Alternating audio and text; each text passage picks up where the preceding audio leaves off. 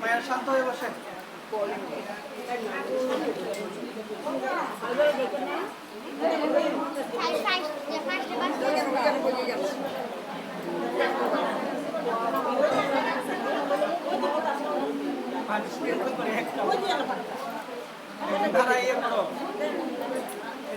কথা কয় না কেউ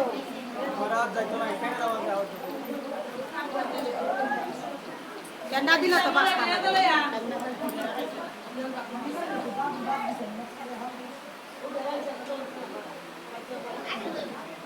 জয় শ্রী রাধে শ্যাম।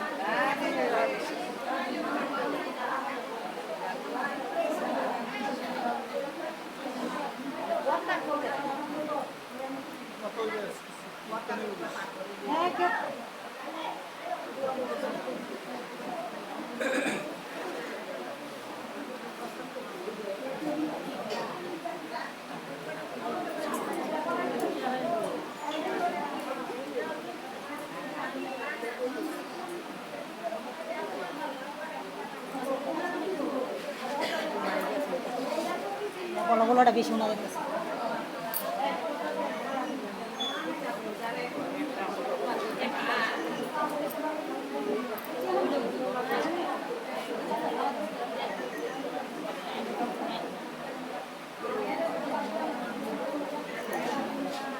থামাও,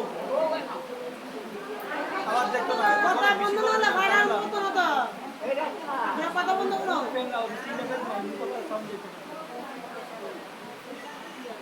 জয় নিতাই, জয় নিতাই।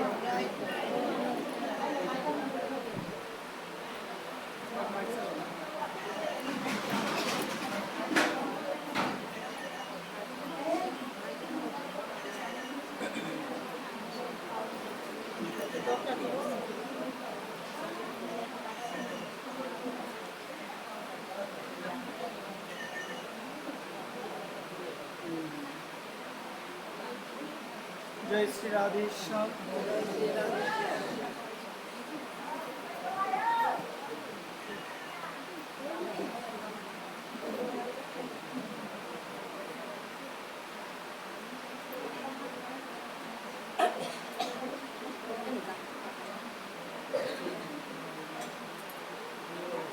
ভগবানের কথায় প্রবেশ করার পূর্বে পিছনে আওয়াজ শোনা যায়, পিছনে আওয়াজ যায় মা, পিছনে আওয়াজ যায় কিনা?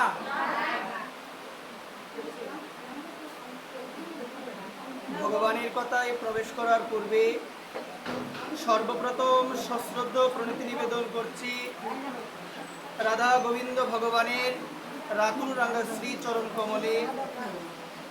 সশ্রদ্ধ প্রণতি নিবেদন করছি পরম আরাধ্য পরম পূজ্য গুরু মহারাজ শ্রী শ্রী দেবব্রত গোস্বামী মহোদয়ের রাতুল রাঙ্গা শ্রী চরণ কমলে। সশ্রদ্ধ প্রণতি নিবেদন করছি উপস্থিত সকল গৌর অনুরাগী কৃষ্ণ ভক্ত মায়েদের আপন আপন শ্রী গুরু মহারাজের শ্রী চরণ কমলে। সশ্রদ্ধ প্রণতি নিবেদন করছি উপস্থিত সকল গৌর অনুরাগী কৃষ্ণ ভক্ত মা মায়েদের সকলের মাতা পিতার শ্রী রাতুল রাঙ্গা শ্রী চরণ কমলে।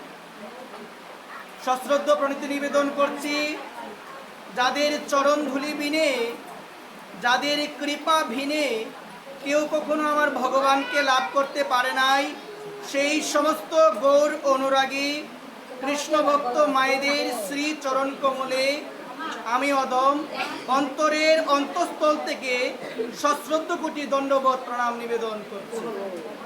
জয় নিতাই গৌর হরি বল। জয় শ্রী রাধে শ্যাম।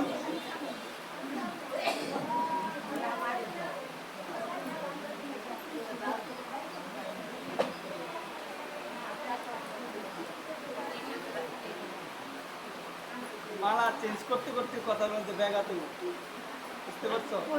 মানুষ এত দূর আমার আওয়াজ যাইতো না, 3টা ফ্যান চলতেছে, বেশি গলা দিলে জানেন। রাধে রাধে রাধে রাধে। মা একটু সামনে বসে,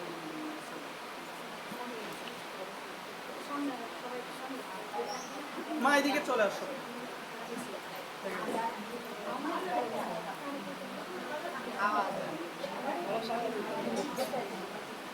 দিয়ে জায়গা আছে না? জায়গা দিয়ে দাও, ছয় দাও, ছয় দাও।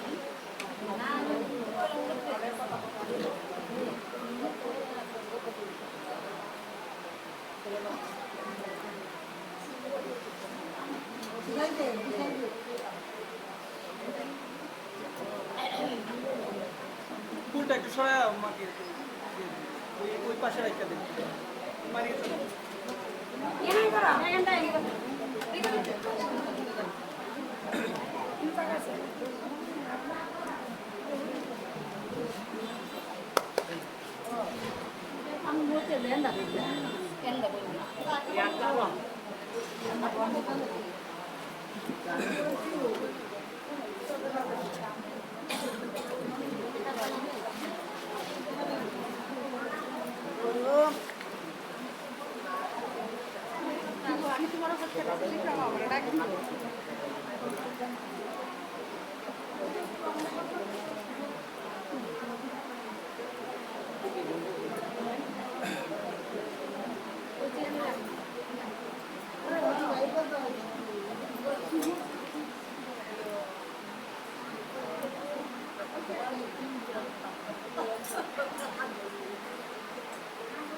পিছন দিয়ে গুনগুন হয়, এই সাইডে গুনগুন হয়, এই সাইডে গুনগুন হয়।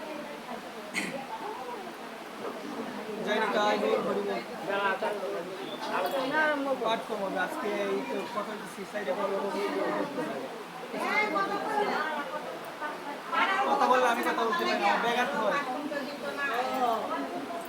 কথা বললে ব্যাঘাত হয়, আমি বলতে পারি না কথা। আমাকে একটু সময় দেন, আমি 30 মিনিট কথা বলি, তারপরে কীর্তন হবে রাধে রাধে। জয় নিতাই গৌর হরি বল। ভগবানের কথায় প্রবেশ করার পূর্বে আমি বারবার কৃষ্ণ ভক্ত গৌর অনুরাগী মায়েদের শ্রী চরণ কমলে আমি প্রণতি নিবেদন করে বলছি, আমরা শান্ত পরিবেশ বজায় রেখে নীরবতা পালন করে আমরা ভগবানের কথা শ্রবণ করব। আমরা যেন কোনো প্রকার আওয়াজ না করি। আপনারা যদি কোনো প্রকার আওয়াজ করেন তাহলে আমি কথা বলতে পারবো না। রাধে রাধে।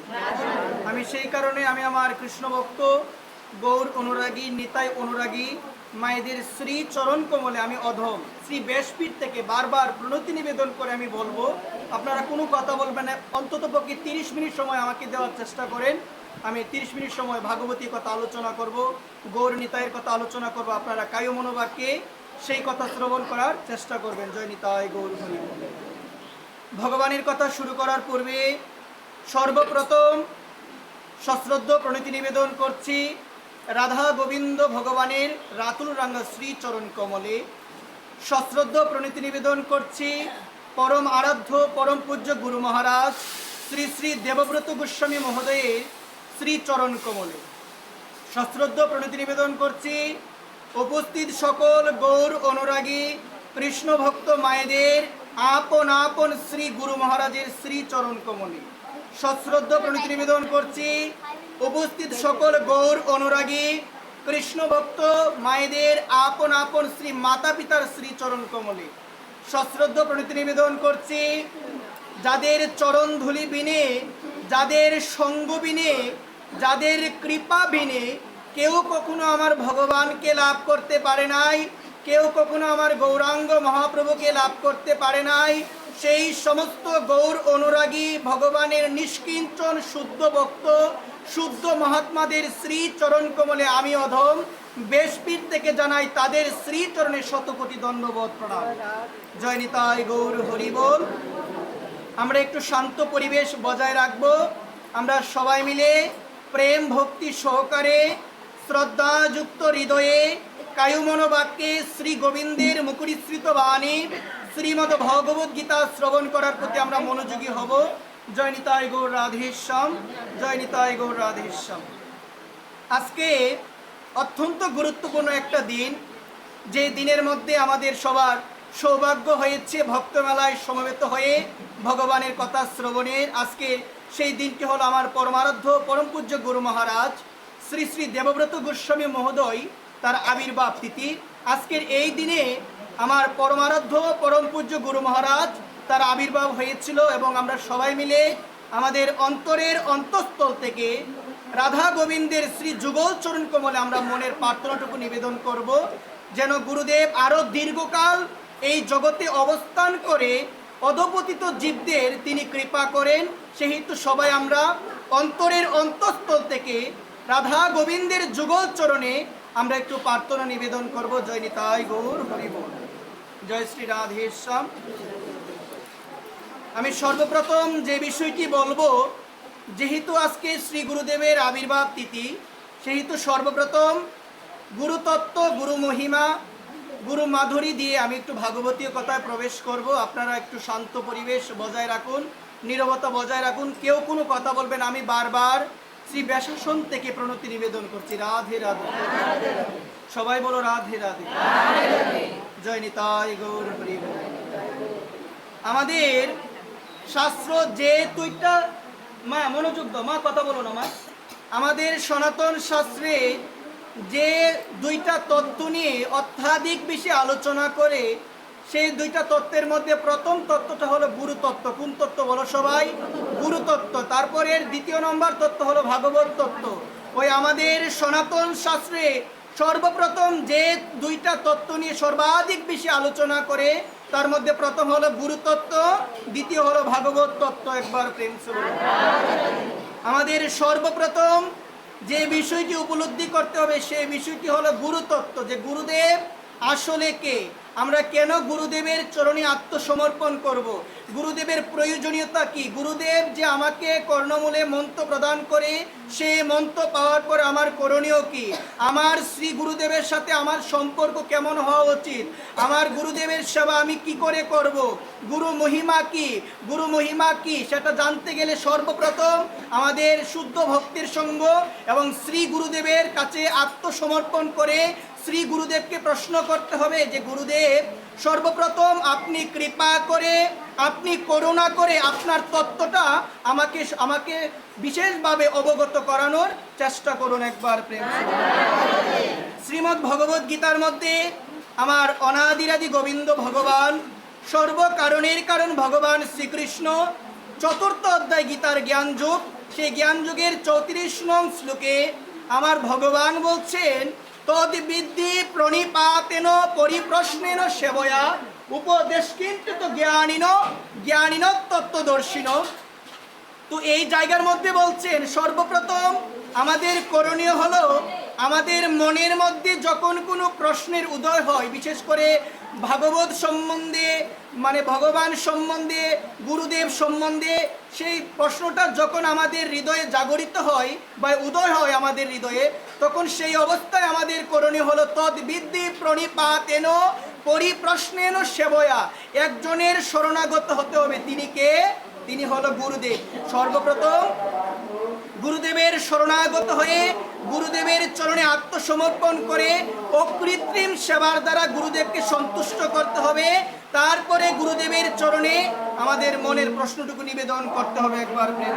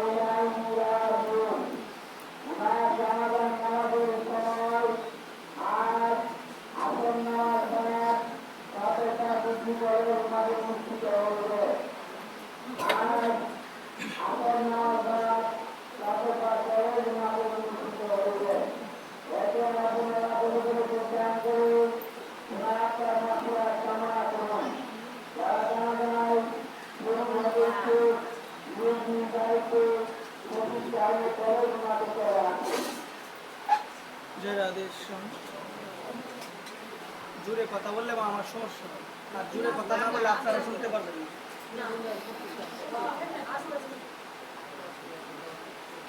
জয় রাধেশ্যাম। বেশি কথা বলবো না, কয়েকটি কথা বলবো, একটু মনোযোগ সহকারে শোনো। তো এই জায়গার মধ্যে বলছে সর্বপ্রথম করণীয় হলো শ্রী গুরুদেবের চরণে আত্মসমর্পণ করতে হবে। কার চরণে? গুরুদেবের চরণে আত্মসমর্পণ করতে হবে। গুরুদেবের কৃপা যদি বর্ষিত না হয় কখনো গোবিন্দের কৃপা লাভ হবে না, কখনো গোবিন্দের কৃপা লাভ হবে না। এই কারণে আমাদের সনাতন শাস্ত্রে শ্রী গুরু মহিমার বর্ণনা অনেক পরিমাণে রয়েছে। কারণ গুরু কৃপা বিনে কেউ কখনো আমার গোবিন্দকে লাভ করতে পারে নাই, আর কেউ কখনো লাভ করতে পারবেও না। এই কারণে শাস্ত্র বলছেন সর্বপ্রথম করণীয় হলো শ্রী গুরুদেবের চরণে আত্মসমর্পণ করা। তাহলে গুরুদেব কৃপা করবেন, গুরুদেব কৃপা করে আমাকে অহিতুক বীজ মন্ত্র দান করবেন, যে মন্ত্রের মাধ্যমে আমার কৃষ্ণ প্রাপ্তি সম্ভব হবে। একবার প্রেম শুনুন। এই কারণে শাস্ত্র বলছেন চৈতন্য চরিতামৃত গ্রন্থে, দীক্ষা কালে শিষ্য করে আত্মসমর্পণ, সেই কালে কৃষ্ণ তারে করে আত্মসমর্পণ। যখন আমরা শ্রী গুরুদেবের কাছে যাই দীক্ষা গ্রহণ করার জন্য, দীক্ষা মানে হলো দ্বিতীয় জন্ম। দীক্ষা মানে কি সবাই বলো? দীক্ষা মানে হলো দ্বিতীয় জন্ম। আমাদের প্রথম জন্মটা কিভাবে হয়? মাতৃগর্ভে আমরা 10 মাস 10 দিন অবস্থান করি, তারপরে আমরা ভূমিষ্ঠ হই। এটা হলো আমাদের প্রথম জন্ম। এটা কত জন্ম? প্রথম জন্ম। আর দ্বিতীয় জন্মটা হলো যখন গুরুদেবের কাছে আমরা যাই মন্ত্র নেওয়ার জন্য, গুরুদেব কৃপা করে যখন আমাদের কর্ণমূলে বীজ মন্ত্র দান করে, তখন আমাদের দ্বিতীয় জন্ম হয়। তখন আমাদের কি হয়? দ্বিতীয় জন্ম হয়। এই কারণে সকলের চরণে নিবেদন, গুরুদেবের চরণে আমাদের আত্মসমর্পণ আমরা কিভাবে করব? শাস্ত্র বলছেন দীক্ষা কালে শিষ্য করে আত্মসমর্পণ, সেই কালে কৃষ্ণ ভগবান তারে করে আত্মসম। যখন গুরুদেবের কাছে যাব, গুরুদেবের কাছে যখন দীক্ষা নিব, দীক্ষা নেওয়ার পরে আমরা আমাদের মনপ্রাণ গুরুদেবের চরণে সমর্পণ করে দেব। কার চরণে? গুরুদেবের চরণে।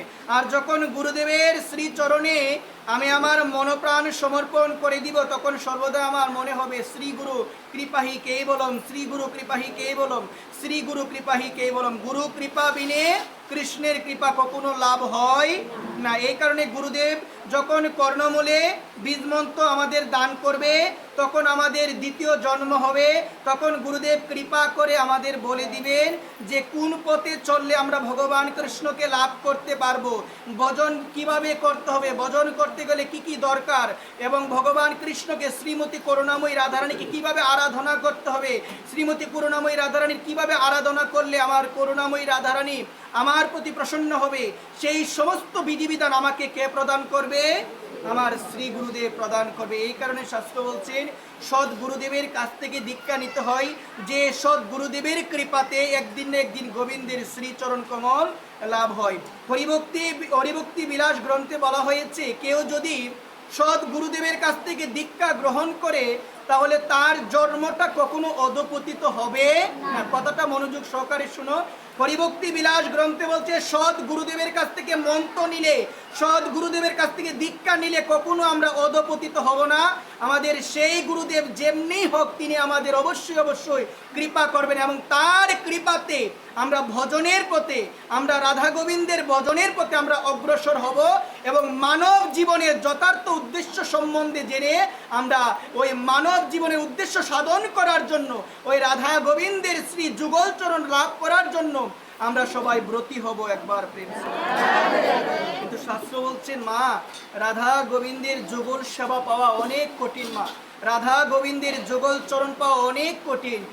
কোনো ভাগ্যবান জীব, যে ভাগ্যবান জীব সর্বদা গুরু বাক্য পালন করে, যে শাস্ত্র বলছেন গুরু বৈষ্ণব ভগবান এই তিনেরই শরণ হইতে হয় সর্ববিঘ্ন বিনাশন। সর্বদা এই তিনজনের শরণ নিয়ে থাকতে হবে। এই তিনজনের শরণ নিলে সর্ববিঘ্ন আমাদের কি হয়ে যাবে? বিনাশন হয়ে যাবে। একবার প্রেম।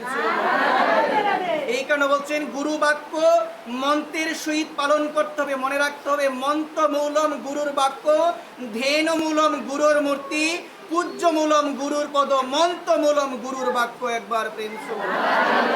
বলছেন সর্বদা শ্রী গুরুদেবের মূর্তিকে ধ্যান করো। ধ্যান মূলম গুরুর মূর্তি, পূজ্য মূলম গুরুর পদ। সর্বদা শ্রী গুরুদেবের শ্রী চরণকে পূজা করো। মনে রাখবে শাস্ত্র বলছে অগ্রে গুরু পূজন তারপরে হলো শ্রীকৃষ্ণ পূজন, মানে সর্বপ্রথম কিন্তু শ্রীকৃষ্ণ পূজা নয়, প্রথমে কার পূজা?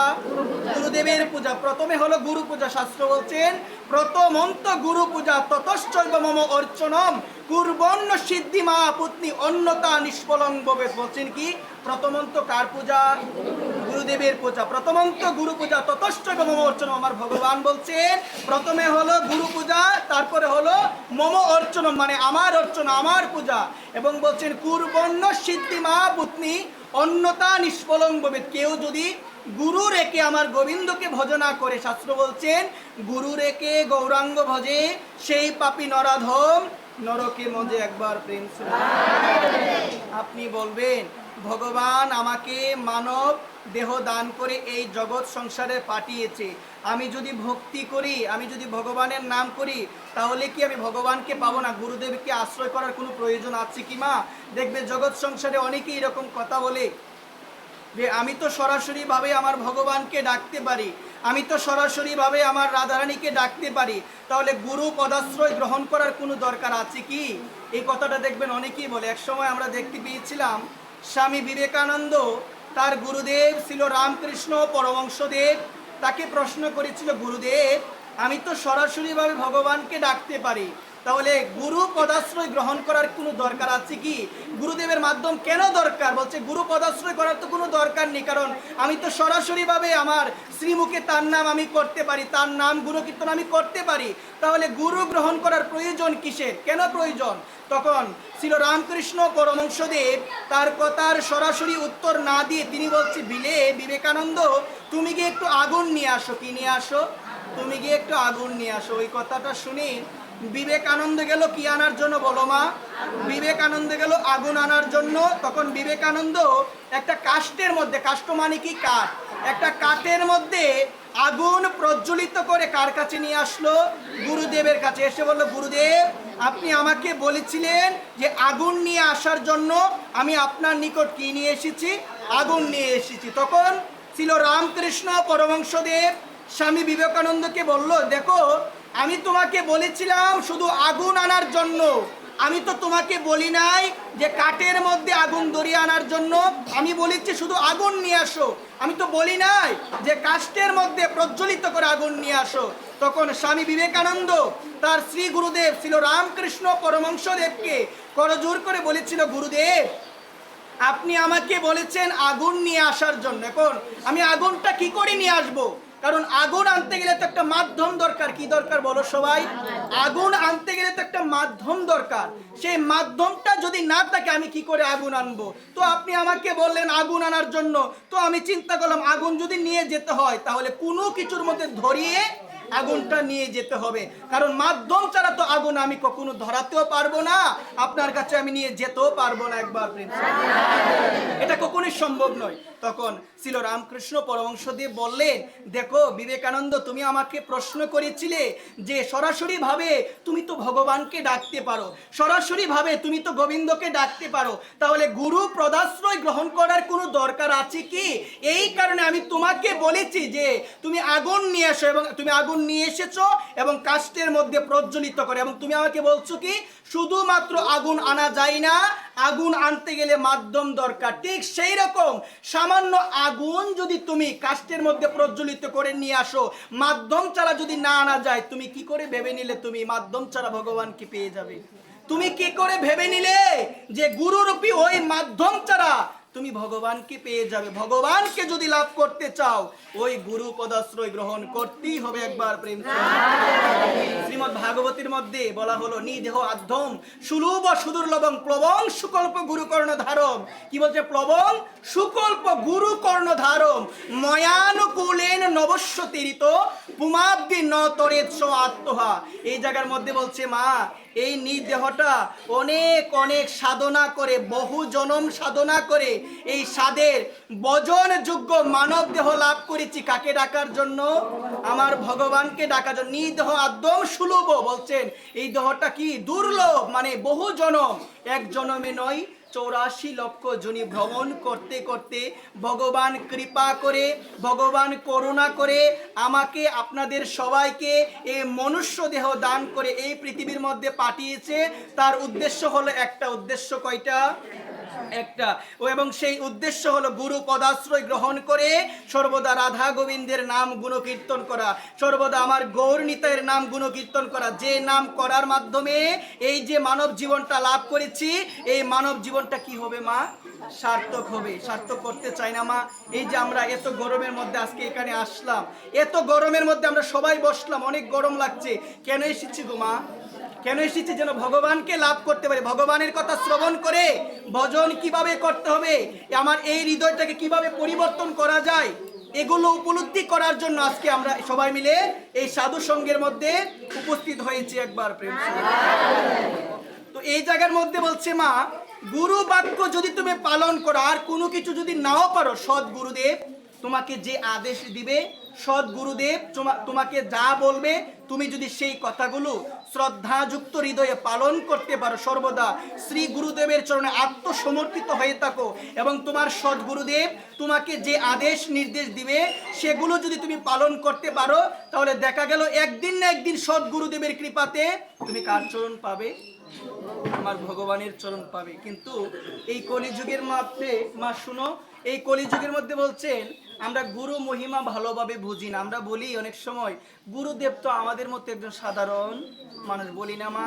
দেখো শাস্ত্র বলছেন, কেউ যদি বলে যে গুরুদেব আমার মতো একজন সাধারণ মানুষ, তাহলে সে বলছে মহাপাতকী, গুরুদেবের চরণে তার অপরাধ হয়েছে, সে কোনোদিন কৃষ্ণ প্রেম লাভ করতে পারবে না। বলছেন না শাস্ত্রে, কৃষ্ণ রুষ্ট হইলে গুরু রাখিবারে পারে, আর গুরু রুষ্ট হইলে কৃষ্ণ রাখিবারে না রে। আপনার প্রতি যদি আমার ভগবান কৃষ্ণ অসন্তুষ্ট হয়ে যায়, আপনার প্রতি যদি আমার ভগবান কৃষ্ণ অসন্তুষ্ট হয়ে যায়, রুষ্ট হয়ে যায়, গুরুদেবের কৃপা যদি আপনার উপরে থাকে, তাহলে ভগবানকে লাভ করতে পারবেন। কিন্তু গুরুদেব যদি আপনার প্রতি রুষ্ট হয়ে যায়, আপনার আচরণে, আপনার ব্যবহারে, আপনি এমন একটা কথা বলেছেন যে কথা বলার জন্য গুরুদেব কষ্ট পেয়েছে, গুরুদেব আঘাত পেয়েছে, অপরাধ নিয়ে নিয়েছে তোমার থেকে, তাহলে তুমি কোনোদিন কৃষ্ণকে লাভ করতে পারবে না। একবার প্রেম। এই কারণে মা, গুরুদেব যা বলে পালন করার চেষ্টা করো। আমাদের সমাজে দেখা যায় গুরুদেব আমাদের কর্ণমূলে মন্ত্র প্রদান করে একটা কথা বেশি বলে, সেই কথাটি হলো যে সবাই ত্রিসন্ধ্যার মধ্যে যে মন্ত্রটা গুরুদেব দিয়েছে সেটা জপ করার কথা বলে না মা? বলে কি? বলো সবাই বলে, গুরুদেব এটা বলে। তো অনেক সময় দেখা যায় আমরা তখন গুরুদেবকে কথা দিই যে গুরুদেব জপ করবো, কিন্তু বাড়িতে আসার পরে আমরা অনেকেই কিন্তু সেই মন্ত্রটা জপ আর করি না। মা মনে রাখো, মাতৃগর্ভে যখন আমি ছিলাম, এই অন্ধকার প্রকোষ্ঠের মধ্যে আমাকে অনেক কষ্ট করতে হয়েছে। আমি আমার ভগবানকে ডেকেছি, আমি আমার ভগবানকে স্মরণ করেছি, ভগবান তুমি কৃপা করে আমাকে রক্ষা করো, উদ্ধার করো, আমি আর পারছি না ভগবান। তো কি বলছেন? সপ্তম মাসেতে জীব নানা ক্লেশে রয়, তাহা দেখি পরমাত্মা গুরু দয়াময়, চৈতন্য করিতে জীবকে আমার ভগবান সাক্ষাৎ দেয়। চৈতন্য পায়া জীব চক্ষু মেলে চায়, কাকে দেখে চক্ষু মেলে? আমার ভগবানকে দেখে। সপ্তম মাসে, কততম মাসে বলো সবাই? সপ্তম মাসে আমার ভগবানের দর্শন পাওয়ার পরে আমার ভগবানকে বলে, আমি আর যাব না এই পৃথিবীর মধ্যে, এই পৃথিবীর মধ্যে আমি আর যাব না। কেন বলে? কারণ এই পৃথিবীর মধ্যে গেলে ওই মায়ার দ্বারা ভ্রমিত হয়ে আমি তোমাকে ভুলে যাব। এই পৃথিবীর মধ্যে গেলে মায়ার দ্বারা ভ্রমিত হয়ে তোমার নাম ছাড়া হয়ে যাব, আমি তোমার নাম করব না, আমি আর যাব না। তখন ভগবান আমাদের সবাইকে বলে, ভগবান তখন আমাদের সবাইকে বলে, দেখো তুমি যদি ভূমিষ্ঠ না হও, তুমি যদি পৃথিবীর মধ্যে না যাও, তাহলে তোমার মায়ের কি হয়ে যাবে? মৃত্যু হয়ে যাবে। তখন আমরা ভগবানকে কথা দিই, ভগবান তোমাকে কথা দিলাম, ওই পৃথিবীর মধ্যে গিয়ে তোমার কথা মানবো। কার কথা মানবো? আমরা হলাম মানব, কার কথা মানবো গো মা? ভগবানের কথা মানবো, ভগবানের নাম করব। এই ভগবানকে কথা দিয়ে আসলাম, ভগবান তোমার প্রসাদ সেবা করব। কার প্রসাদ? দুই প্রকার জীব আছে যারা কোনোদিন কৃষ্ণের কৃপা লাভ করতে পারে না। কয় প্রকার জীব? সবাই মিলে কয় প্রকার জীব বলো? দুই প্রকারের মানুষ রয়েছে যারা কখনো কৃষ্ণ প্রেম লাভ করতে পারবে না। আমার প্রেমের ঠাকুর শ্রীমান গৌর হরি বলেছেন, এই দুই প্রকার জীব কখনো কোনোদিন কৃষ্ণ প্রেম লাভ করতে পারবে না। একবার প্রেম। এর মধ্যে প্রথম হলো জিহ্বার লালসাই যে ইতি উতি দায়, শিষ্ণু উদহর পরায়ণ কৃষ্ণ সে নাই পায়। যে ব্যক্তি এই জিহ্বার বেগটাকে দমন করতে পারে নাই, সে কোনোদিন কৃষ্ণের কৃপা লাভ করতে পারবে না। একবার প্রেম। শ্রীমদ্ ভাগবত থেকে বিভিন্ন ভক্তি শাস্ত্র আমাদের জানিয়ে দিয়েছেন। ভগবান কি বলছেন শাস্ত্রের মধ্যে, বিভিন্ন শাস্ত্রের মধ্যে বলা হয়েছে, ভগবানও বলে দিয়েছেন এই জিহ্বার ব্যাগটাকে যদি দমন না করতে পারি কি লাভ করতে পারবো না গো মা? কৃষ্ণ প্রেম কখনো লাভ করতে পারবো না। বিভিন্ন ভক্তি শাস্ত্র বলছেন এই অখাদ্য বস্তু গ্রহণ করা যাবে না, সেগুলো যেভাবে আমরা রন্ধন করছি কড়াইয়ের মধ্যে, ভাগবত বলছেন তপ্ত সুরমি নামক নরকেও আমাকে যেতে হবে, আমি যেটাকে রন্ধন করছি কড়াইয়ের মধ্যে আমাকেও ঠিক তদ্রূপ রন্ধন করা হবে। একবার তপ্ত সুরমি নরকে বলা হয়েছে। আর মহাপ্রভু বলছেন এই দুই প্রকার জীবের মধ্যে প্রথম প্রকার জীব হলো কে গো মা? কে গো মা প্রথম প্রকার জীব? যার জিহ্বার ভেগটা দমন হয় নাই, যে ব্যক্তি জিহ্বার লালসাকে দমন করতে পারে নাই, সে কোনোদিন কৃষ্ণ প্রেম লাভ করতে পারবে না। তারপরে বলছেন যার কাম বেগ দমন হয় না, যে কামকে দমন করতে পারে নাই, সংসারে বিভিন্ন কামনা, এই চাই লালসার আর শেষ নাই, বিভিন্ন প্রকার একটা কামনার পরে আরেকটা কামনা আসে।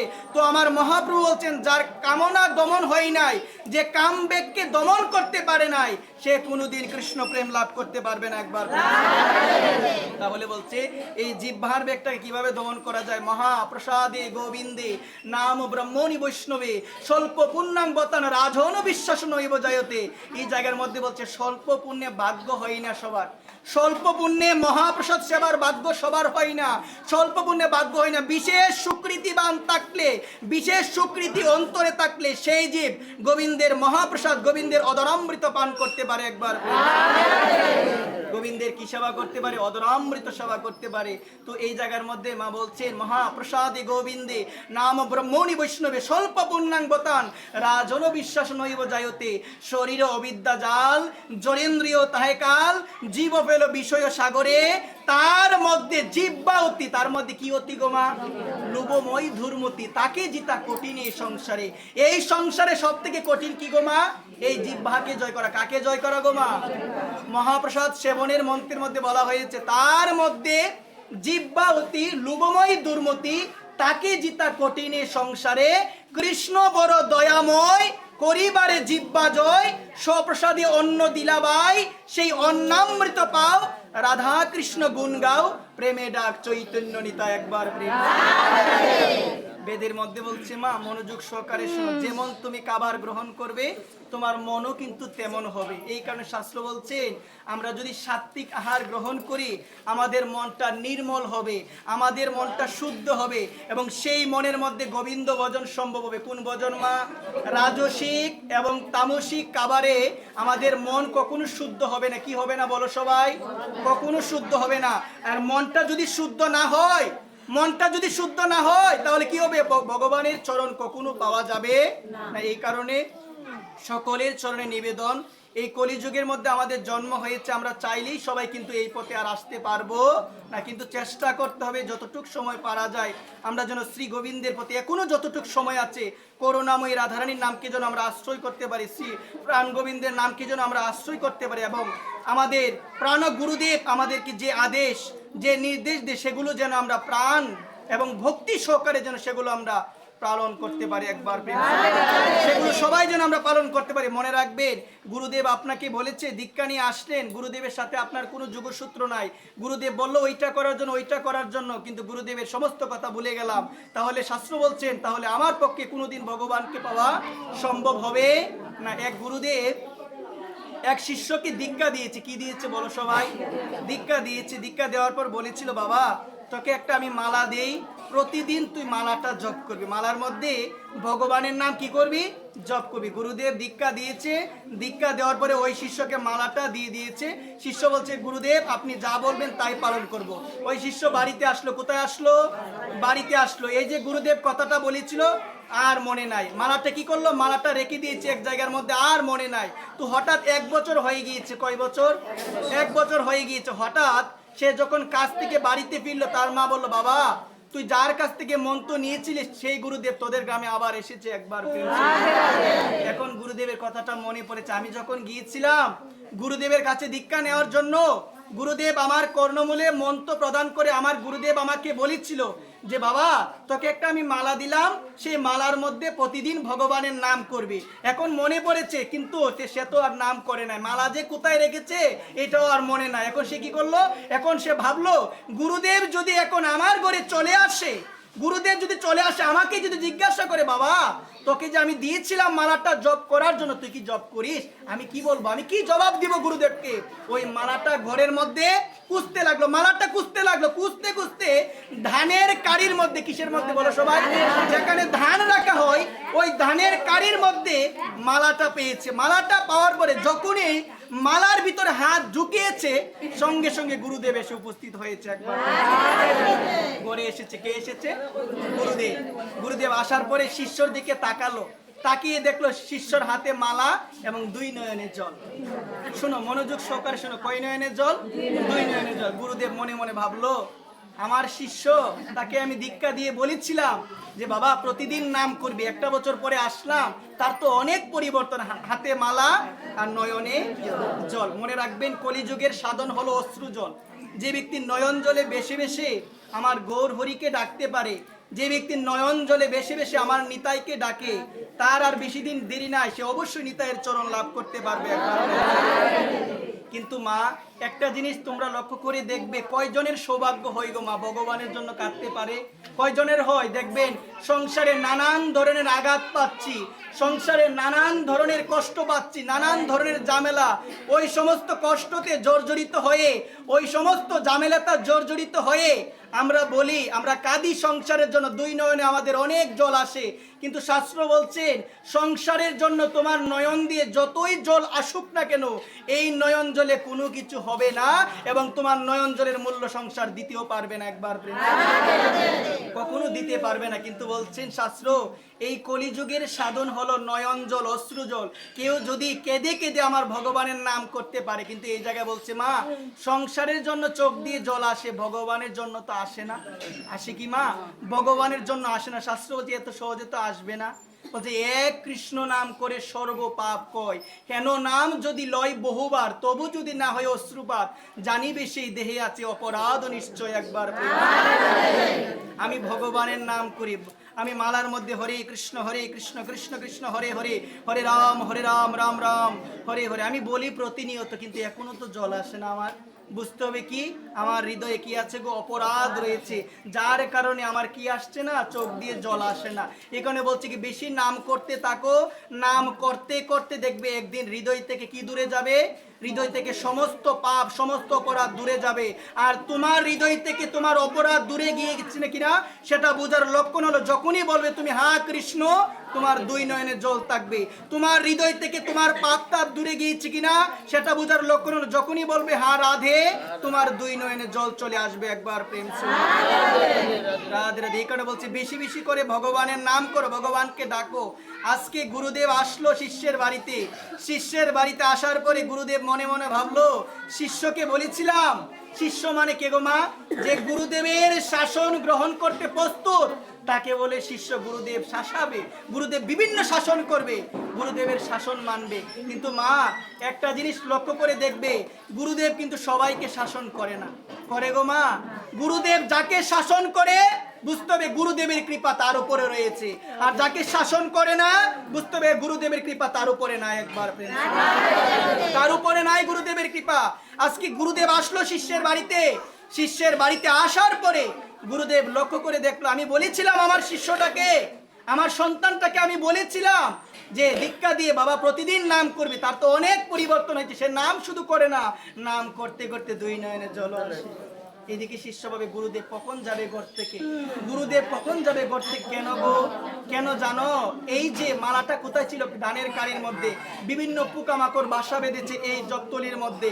যখনই হাতটা ঢুকিয়েছে বিভিন্ন পোকামাকড় হাতে দিয়েছে কামড়, আর কোনো কিছু বলতেও পারছে না, হাত থেকে সরাতেও পারছে না। কেন? গুরুদেব সামনে, এবং এই কামড়ের জন্য, এই কামড়ের জন্য তার 2 নয়নে জল এসেছে, ভগবানের জন্য নয়। একবার আমাদের দশাটা এরকম, গুরুদেব বলে গুরু বাক্য মানি না, গুরুদেব বলে গুরু বাক্য মানি না, ওই পোকামাকড় কামড় দিচ্ছে তো এর জন্যই কাঁদি। পোকামাকড়টা হলো সংসার, পোকামাকড়টা হলো সংসার, গুরু বাক্য পালন করি না। কিন্তু দেখবেন অনেক সময় আমরা ক্রন্দন করছি, ক্রন্দন করার পরে আমাদের বিভিন্ন মানুষ বলে ওই মাটা আমার গীতা পাঠে গিয়ে এত কান্না করে, কিন্তু বাড়িতে আসার পরে এত ঝগড়া করে, এত সমালোচনা করে, এত নিন্দা করে, সে যে ভাগবত পাঠে গিয়ে কান্না করে তার তো কোনো পরিবর্তন নাই। একবার প্রেম, তার তো কোনো পরিবর্তন নাই। তো এই জায়গার মধ্যে দৃশ্যমান কথা হলো, সে ভাগবত পাঠে গেল, সে গীতা পাঠে গেল, সে কান্না করলো আমার ভগবানের জন্য নয়, সংসারের জন্য। এই জায়গার মধ্যে বলছে অশ্রু হলো দুই প্রকার, একটা হলো প্রেম অশ্রু আর একটা হলো জাগতিক অশ্রু বা বিষয় অশ্রু। ওই প্রেম অশ্রু কখন আসে?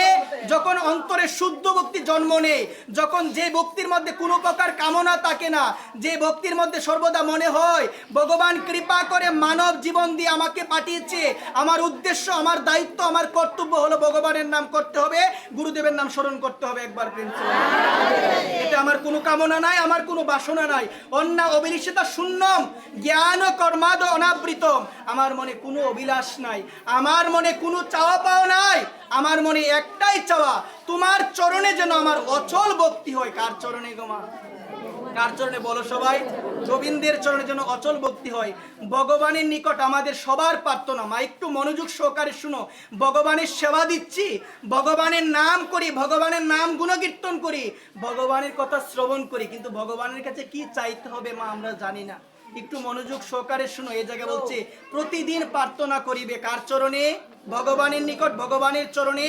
আমাদের প্রত্যেক দিন আমাদের হৃদয় থেকে এই প্রার্থনাটুকু প্রণতি করতে হবে রাধা গোবিন্দের শ্রী চরণ কমলে। একবার প্রেম, ভগবানের নিকট প্রথম প্রার্থনা হলো ভগবান আমি আর কিছু চাই না অতি, বলো সবাই, ভগবান আমি আর কিছু চাই না অতি, আমি আর কিছু চাই না, আমি শুধু চাই সর্বদা যেন তোমার নাম করতে পারি, কোনো পরিস্থিতিতে, কোনো বিরূপ পরিস্থিতিতে যেন তোমার নাম থেকে আমি দূরে সরে না যাই। একবার প্রেম, প্রথম প্রার্থনা হলো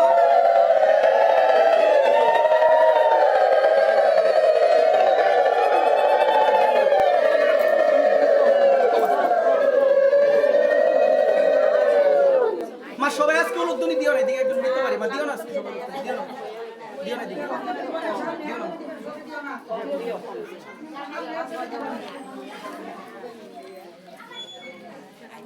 তো ভগবানের নিকট আমাদের প্রথম প্রার্থনা হলো ভগবান আমি আর কিছু চাই না অতি, সবাই বলো ভগবান আমি আর কিছু চাই না অতি, প্রতিদিন বলবে মা। তারপরে দ্বিতীয় প্রার্থনা হলো আমা হইতে কাহারও যেন ক্ষতি না হয়, আমা হইতে কাহারও যেন না হয় ক্ষতি, আমা হইতে কাহারও যেন না হয় ক্ষতি।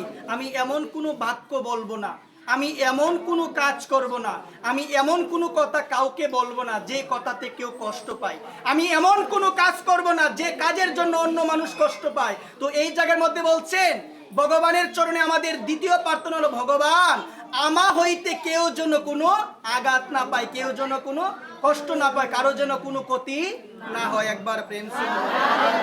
তৃতীয় প্রার্থনা হলো প্রভু গো তোমার চরণে তাকুক অচল ভক্তি, তোমার চরণে তাকুক কি ভক্তি?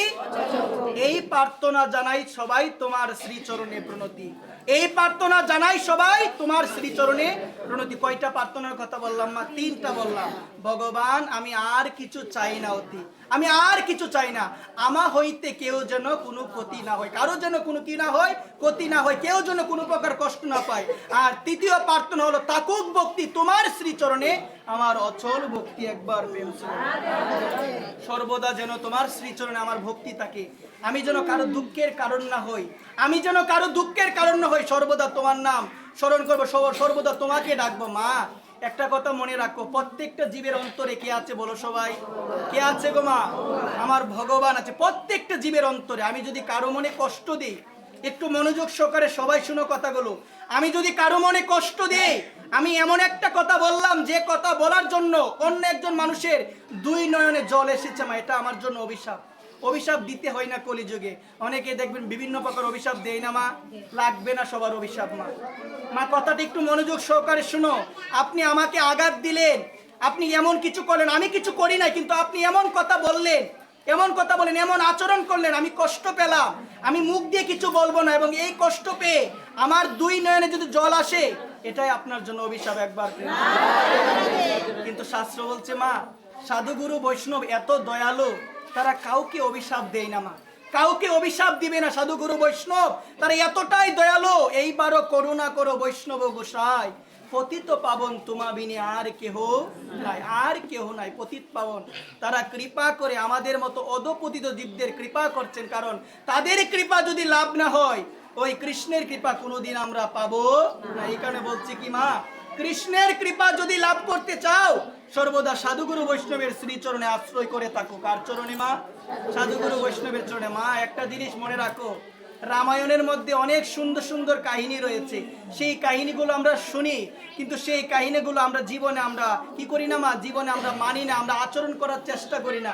তো এই জায়গার মধ্যে বলছে মা, আমরা দেখতে পেয়েছিলাম বালি এবং সুগ্রীব দুই ভাই। বালি এবং সুগ্রীব কয় ভাই? দুই ভাই। দেখতে পেয়েছিলাম বালির সব ছিল, ঘর বাড়ি রাজ্য, তার নিজের ভাইয়ের বউকে সে অপহরণ করে রেখেছে, সব কিছু ছিল, কিন্তু সুগ্রীবের মা তো কোনো কিছু ছিল না। সুগ্রীবের কোনো কিছু ছিল মা? সুগ্রীবকে তার ভাই বালি রাজ্য হারা করিয়ে দিয়েছে, তার স্ত্রীকে অপহরণ করে রেখেছে, তার নির্দিষ্ট তার নিজস্ব প্রাপ্য সম্পত্তি দেয় নাই। কাকে দেয় নাই? সুগ্রীবকে দেয় নাই। কিন্তু মা অন্তিমে কার জয় হয়েছে গো মা? সুগ্রীবের। কেন হয়েছে জানো মা? এই জায়গার মধ্যে শুনো তো, এই জায়গার মধ্যে বলছেন ভাইয়ের ভয়ে, মৃত্যু ভয়ে ভাইয়ের সাথে পারে না ঝগড়া করে, ভাইয়ের সাথে পারে না। বালি অনেক শক্তিশালী ছিল, রাবণকে পরাজিত করার শক্তিও তার মধ্যে ছিল, কিন্তু অন্তিমে কিন্তু বালি জয়লাভ করতে পারে না। কেন পারে না জানো? বালো একজনের আশ্রয়ে ছিল না, কিন্তু সে ছিল, সুগ্রীব ছিল একজনের আশ্রয়ে। কার আশ্রয়ে? হনুমানের আশ্রয়ে ছিল। একবার প্রেম ছিল। কার আশ্রয়ে ছিল গো মা?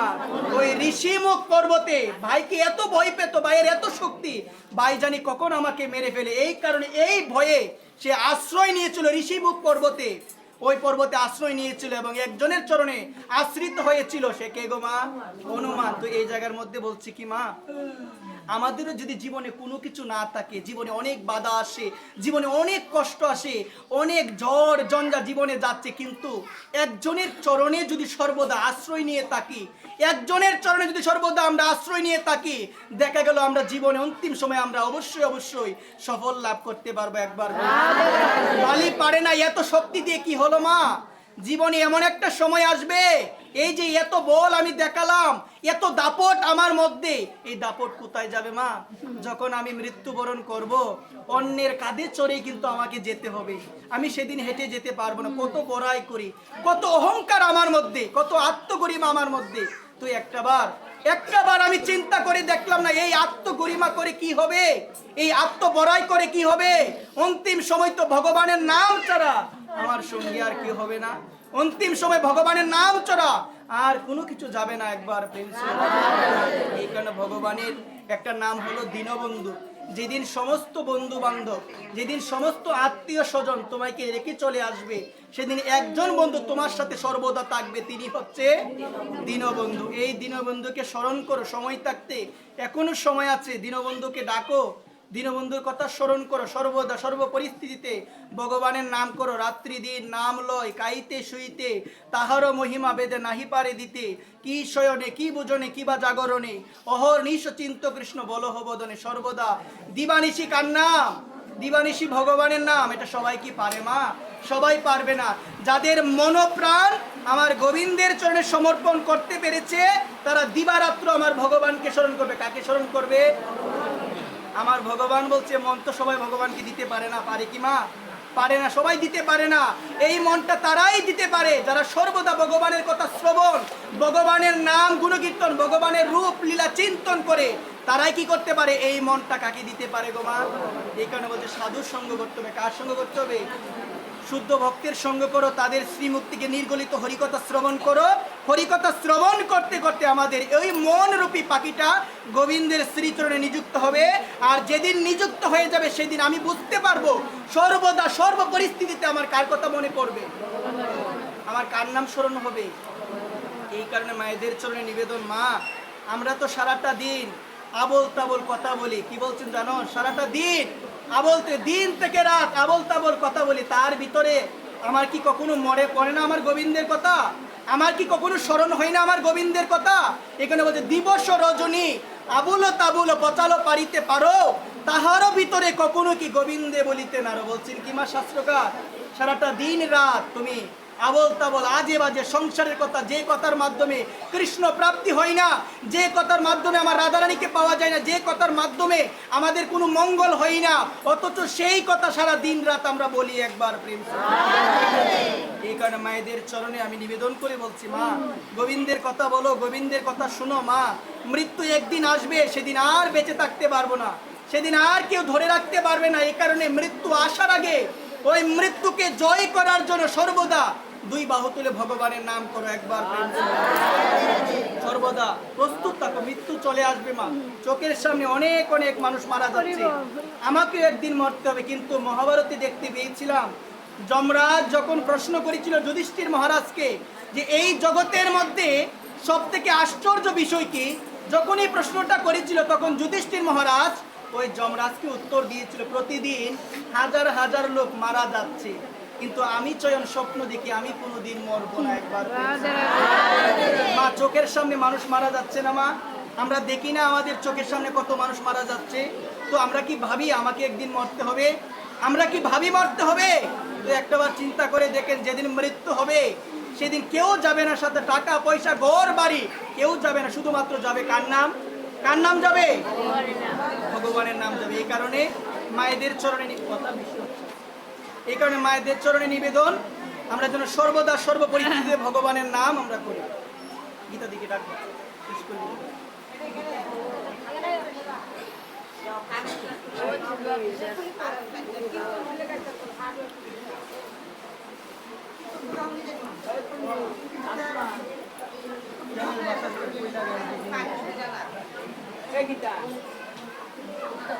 জয় নিতাই গৌর হরি বল, জয় শ্রী রাধেশ্যাম, জয় শ্রী রাধেশ্যাম।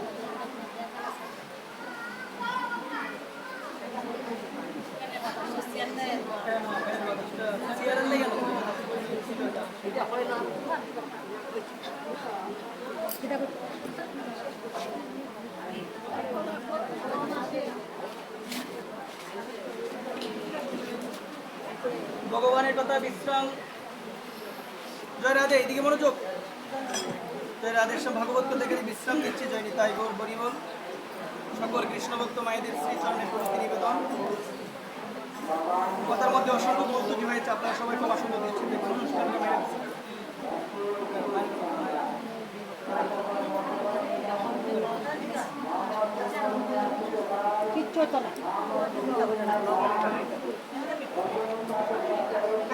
এখন আইছে, এটা নিয়ে আমরা একটু বই আইছে।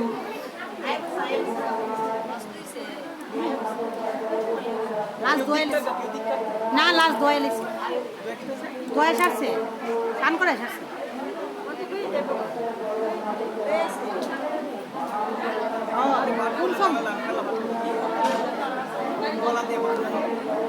লাস্ট দোয়া সারছে।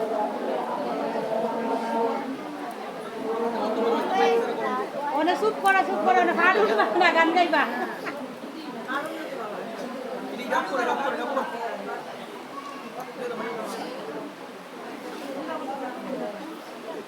মাইক স্যার এটা করুন জানা, গলার ধরে দিতেছে গা।